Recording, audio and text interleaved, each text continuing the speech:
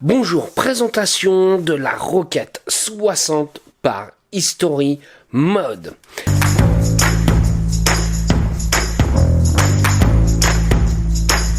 Alors, History Mode, je vous ai déjà présenté plusieurs de leurs matériels, ça me fait plaisir, ils nous reviennent avec une nouvelle box.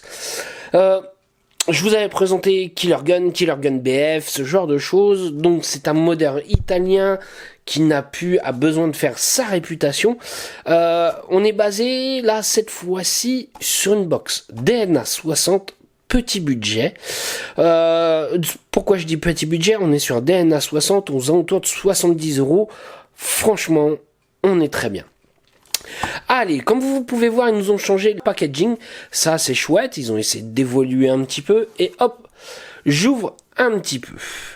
Donc là, nous avons plusieurs petits papiers. Mais qu'est-ce que c'est exactement? C'est tout simplement les notices d'utilisation. Comme vous pouvez voir, donc là, ici, nous avons la version en anglais. Ici, la version en italien. Mais je sais qu'une version en français est prévue. Ne vous inquiétez pas. Nous aurons en plus, ça c'est cool, des petites protections pour nos atomiseurs qui vont s'insérer juste ici au niveau de la box pour éviter de les rayer. Ça, je trouve ça chouette. C'est pas bête. Ça évite, pour ceux qui prennent soin de leur matériel, d'éviter de l'abîmer. Alors, je continue le déballage. Hop, voilà. Et nous avons accès à cette box. Ça porte bien son nom. Elle ressemble à la Rocket, qui est juste ici, la première du nom, la Rocket. Donc, hop, comme vous pouvez voir, nous sommes quasiment identiques. Sauf que celle-ci fonctionne avec un MOSFET et celle-ci fonctionne avec un DNA 60. Au niveau des matériaux, il faut savoir que ça va être de l'inox. Donc ça, là-dessus, rien à dire. Le connecteur ici, il va être en laiton, bon, classique. Et hop, nous avons le petit affichage juste ici. Moi, ce qui m'intéresse tout de suite, c'est de mettre un petit accu. Faut savoir que ça fonctionne avec un accu 18650. Pour ceci, il faudra mettre l'accu, le positif vers le bas. Et je vais visser et on va voir ça ensemble, ce qui va se passer. Je vais mettre la box en route. J'appuie 5 fois, donc History Mode. Et là, cette fois-ci, voilà, nous avons l'affichage complet.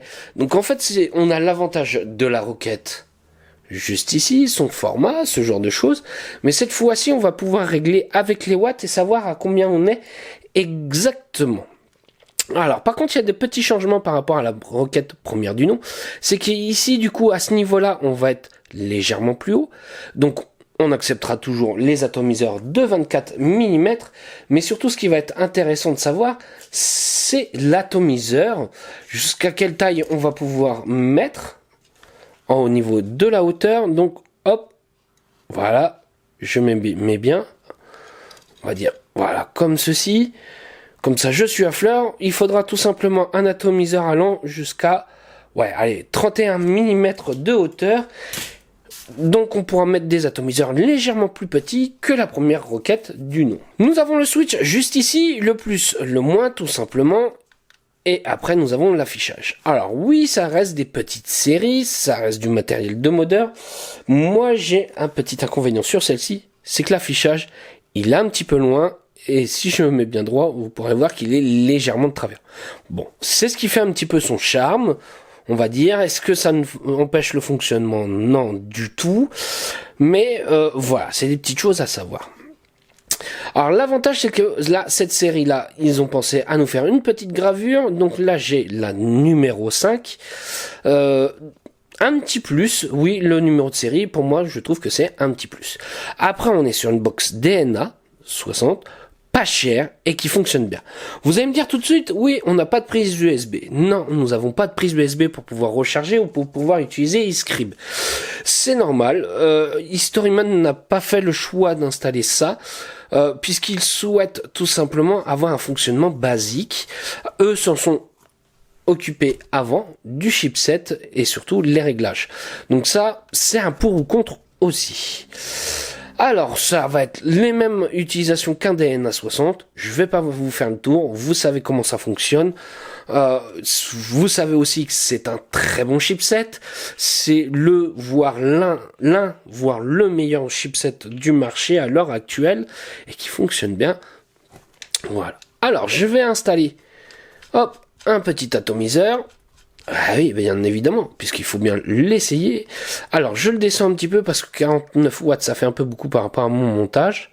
Hop, je me suis mis à 45 watts et, comme vous pouvez voir, ça shoot tout de suite. Le chipset, il n'y a rien à dire. La prise en main, pareil, moi j'aime bien. Alors ça peut gêner peut-être certaines personnes, mais l'avantage d'avoir mis les boutons sur le côté, ça fait qu'on va pouvoir le tenir comme ceci, avoir une bonne prise en main. Avec les doigts juste en dessous, on est sûr de ne pas le faire tomber. Donc voilà. Allez, on va aller se voir en plan large pour voir comment ça va. Voilà ce que nous donne la Rocket 60 dans la main. Ouais, on est quasiment identique à la Rocket classique. Allez, moi, c'est mon petit plaisir. Une petite barre.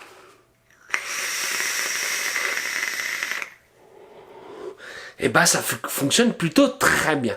Pas tant de latence, ce genre de choses, DNA 60, comme je vous le dis, rien à présenter, loin de là.